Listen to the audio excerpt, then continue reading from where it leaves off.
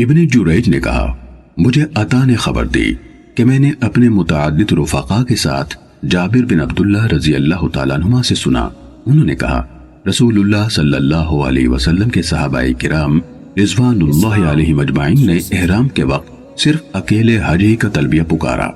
عطا نے کہا حضرت جابر رضی اللہ تعالیٰ عنہ نے بیان کیا کہ نبی صلی اللہ علیہ وسلم 4 ذی الحج کی صبح مکہ پہنچے تھے۔ آپ نے ہمیں حکم دیا کہ ہم حلال یعنی احرام کی پابندیوں سے فارغ ہو جائیں۔ عطا نے بیان کیا کہ آپ صلی اللہ علیہ وسلم نے فرمایا حلال ہو جاؤ اور اپنی عورتوں کے پاس جاؤ۔ عطا نے کہا عورتوں کی قربت آپ نے ان پر لازم قرار نہیں دی تھی بلکہ بیویوں کو ان کے لیے صرف حلال قرار دیا تھا۔ ہم نے کہا جب ہمارے اور یوم عرفہ کے درمیان محض 5 دن باقی ہیں، آپ نے ہمیں اپنی عورتوں کے پاس جانے کی اجازت میں رحمت فرما دی ہے، تو یہ ایسا ہی ہے کہ ہم عرفہ آئیں گے تو ہمارے اعضائے مخصوصہ سے منی کے قطرے ٹپک رہے ہوں گے۔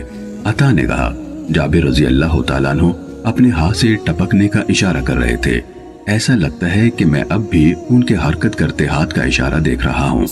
جابر رضی اللہ تعالیٰ عنہ نے کہا نبی صلی اللہ علیہ وسلم خطبہ دینے کے لیے ہم میں کھڑے ہوئے اور فرمایا تم اچھی طرح جانتے ہو کہ میں تم میں سب سے زیادہ اللہ سے ڈرنے والا، تم سب سے زیادہ سچا اور تم سب سے زیادہ پارسا ہوں۔ اگر میرے ساتھ قربانی نہ ہوتی تو میں بھی ویسے ہی حلال یعنی حرام سے فارغ ہو جاتا جیسے تم حلال ہوئے ہو۔ اگر وہ چیز پہلے میرے سامنے آ جاتی جو بعد میں آئی تو میں قربانی اپنے ساتھ نہ لاتا، لہٰذا تم سب حلال یعنی احرام سے فارغ ہو جاؤ۔ چنانچہ پھر ہم حلال ہو گئے۔